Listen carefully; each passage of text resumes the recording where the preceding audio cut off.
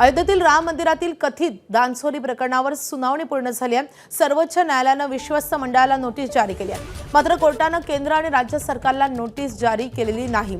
तसंच सुप्रीम कोर्टाने एसआयटीला status report सादर करण्याचे निर्देश दिलेत। या प्रकरणी पुढील सुनावणी सोमवारी होणार आहे। दरम्यान याचिकाकर्त्यांनी स्टेटस रिपोर्ट मागितला होता, पण सरकारने त्याला विरोध केलेला होता। तपास सुरू असल्याचं सरकारने म्हटलेलं होतं। सोमेश कोलगे आपले प्रतिनिधी सध्या आपल्या सोबत आहेत। सोमेश, सुप्रीम कोर्टात आज अतिशय महत्त्वाची सुनावणी पार पडलेली आहे। नेमकं काय काय घडलेलं आहे सुप्रीम कोर्टात?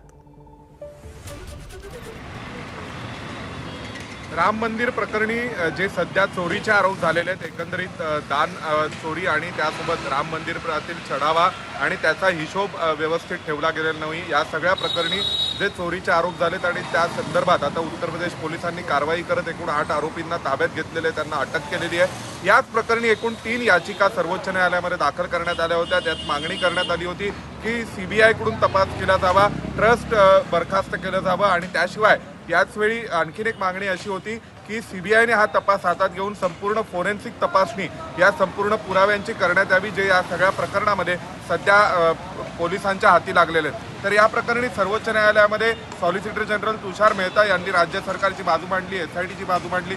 त्यांनी असं म्हटलेलं आहे की सध्या तपास सुरू आहे आणि एसआयटीचा जो स्टेटस रिपोर्ट आहे तो सर्वोच्च न्यायालयाने मागवला, त्यानुसार सर्वोच्च न्यायालयाकडे तो सादर केला जाईल। पुढील सोमवारी या प्रकरणी सुनावणी आहे।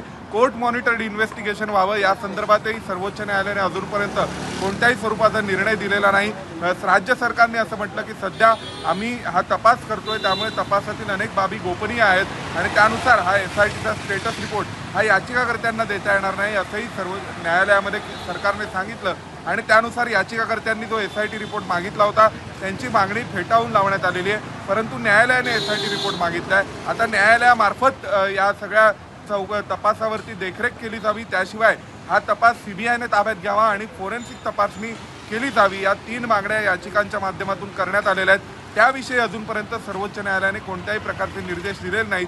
पुढल्या सोमवारी या प्रकरणी सुनावणी पुन्हा एकदा सर्वोच्च न्यायालयात होणार आहे। नक्कीच आता पुढच्या सोमवारच्या सुनावणीकडे सगळ्यांचं लक्ष असेल। सोमेश, धन्यवाद या सगळ्या सविस्तर माहितीसाठी।